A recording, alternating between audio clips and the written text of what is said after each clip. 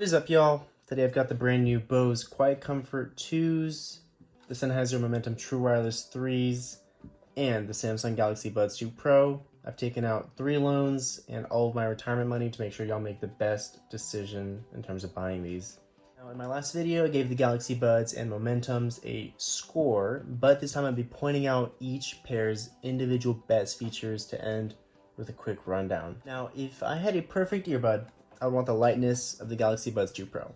These are 2 grams lighter than the others, and you can feel it every time I put these on. After these two, I can physically feel the difference. You'd be surprised at how much 2 grams makes of a difference. The size also helps with the best looks out of any earbud I have ever tested to this date, which I'm not gonna lie is 3. For me, it comes in 2 ways. It's gonna be the duration of comfort and tightness of seal. The Buds easily give me the best long-term use, at least 2 to 3 hours, if not more. But they do sacrifice the tight seal. As you can tell, they are so small that I don't get that passive isolation that these other two give me. This gives me a slight loss of sound quality and noise cancellation. This has engineered their earbuds to fit in ear canals extremely well. I give them the most satisfying seal. They are the best for working out. Then the Sennheisers, which also have wingtips as well.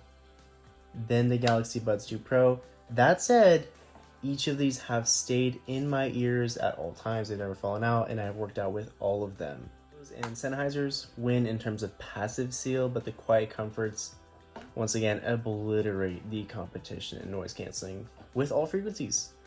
They block out conversations, engine sounds, literally anything very well. They are probably the best in the world, and that is not an exaggeration. The best ambient mode, however, goes to the Sennheisers. It's adjustable, which none of these two have right here.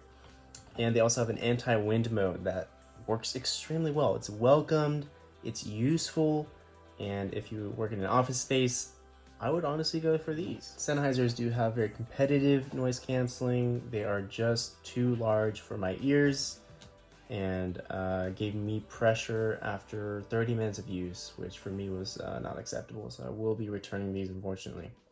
These are all super pleasant to listen to. You cannot go wrong with either one of them.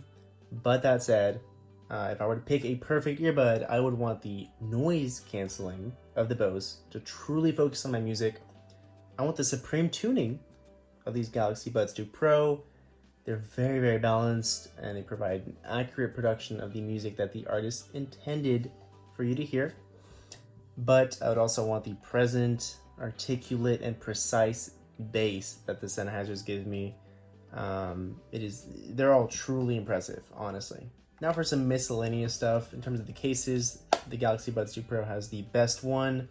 Battery life 18 hours versus 28 versus, 18? Quite embarrassing, honestly. Very disappointed with the Bose.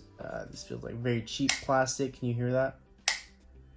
That's embarrassing. The size itself and the plastic they use is very embarrassing, and as long as it's size. Well, I just said that.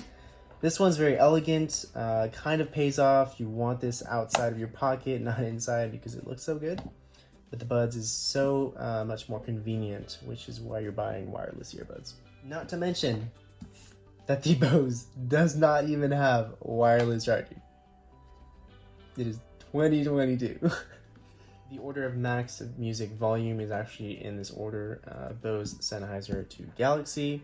In terms of the apps, the Bose and Sennheiser apps take a while to connect to the actual earbuds themselves. And the Bose app is super, super laggy. Like, I'll turn up the volume on it, and then my actual phone volume will come up 3 seconds later. That's quite embarrassing. But the Buds have instant connection, widget for it.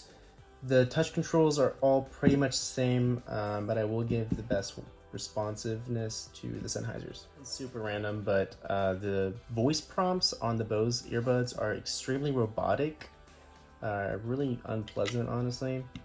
Sennheisers have a much more natural one. I think it's a pre-recording of stuff, and then the Galaxy Buds, my favorite, have a natural little tone that pops up. The Sennheisers also are the only one that cannot turn off ambient mode during calls. It's always on by default. you can change this with both of these. In terms of looks, if these were all the white editions, I would have gone with the Sennheiser Momentum True Wireless 3s. They look very premium. They don't protrude out of my ears too much, and very elegant as well. The Samsung Galaxy Buds 2 Pro are very minimalistic and kind of mimic the AirPods Pro, but I do like that. They're also very small, so they barely show. And then lastly, these have been called the 90s limousine driver earbuds. Well, thank y'all for watching. This is the end of the video. These earbuds are literally all dying on me. They're tired of me filming. Please comment any questions you may have for me, because there's obviously a lot more to these than I could fit in this video. But it's been a pleasure. Take care. And here's the rundown I totally forgot to film for y'all. If you have a Samsung who runs 4.0 UI or higher, get these. Alright, you can enjoy that 24-bit with streaming apps like Tidal and whatnot. These are also super, super convenient.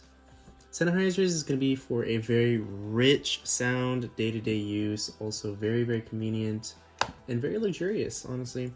Those are going to be if you have a lot of money, you don't care about the money, and you have a lot of money.